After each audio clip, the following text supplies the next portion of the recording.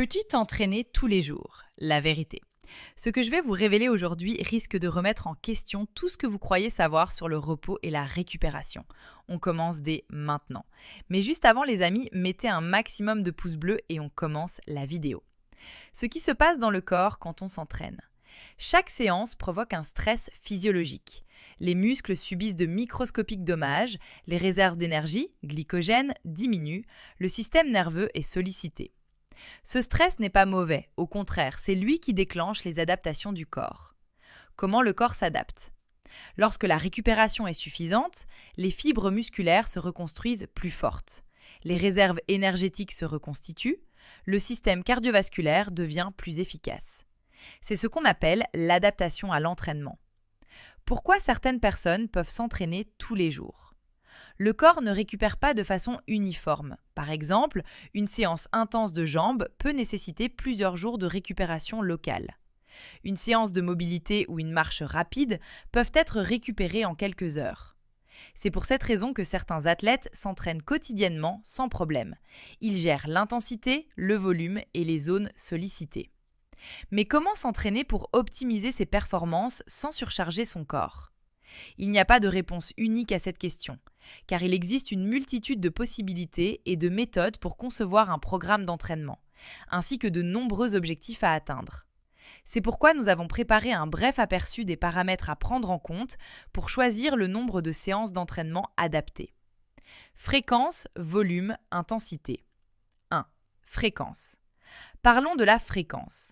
La fréquence d'entraînement correspond simplement au nombre de fois où vous entraînez un muscle, un mouvement ou votre corps au cours d'une semaine.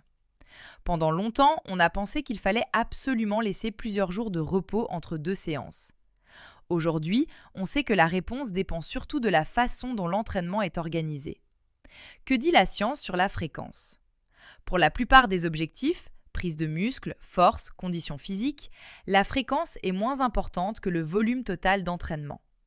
Par exemple, faire 12 séries pour les pectoraux en une seule séance ou 6 séries 2 fois par semaine peut produire des résultats similaires si le volume total est le même. L'avantage d'une fréquence plus élevée est qu'elle permet souvent d'avoir plus d'énergie à chaque séance, d'améliorer la qualité d'exécution, de récupérer plus facilement entre les entraînements. 2. Le volume. Évoquons le volume. Quand on se demande si l'on peut s'entraîner tous les jours, la fréquence n'est qu'une partie de l'équation. L'autre facteur essentiel est le volume d'entraînement.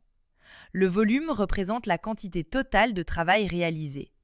En musculation, il est souvent mesuré par le nombre de séries, de répétitions et la charge utilisée. Par exemple, 3 séries de 10 répétitions égale moins de volume. 10 séries de 10 répétitions égale plus de volume.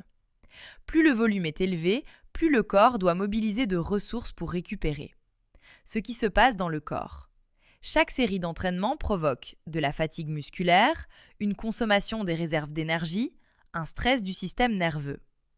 2 personnes réalisant exactement le même programme peuvent récupérer très différemment. 3. Intensité. Examinons l'intensité. Si la fréquence détermine combien de fois vous vous entraînez et le volume, combien de travail vous réalisez, l'intensité détermine à quel point ce travail est difficile pour votre corps. C'est probablement l'un des facteurs les plus importants lorsqu'on se demande si l'on peut s'entraîner tous les jours. Qu'est-ce que l'intensité?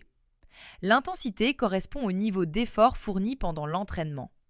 Par exemple, soulever une charge proche de son maximum, courir à une vitesse très élevée, terminer une série jusqu'à l'échec musculaire. Plus l'intensité est élevée, plus la fatigue générée est importante. 4. La fatigue, bonus. Finissons par la fatigue.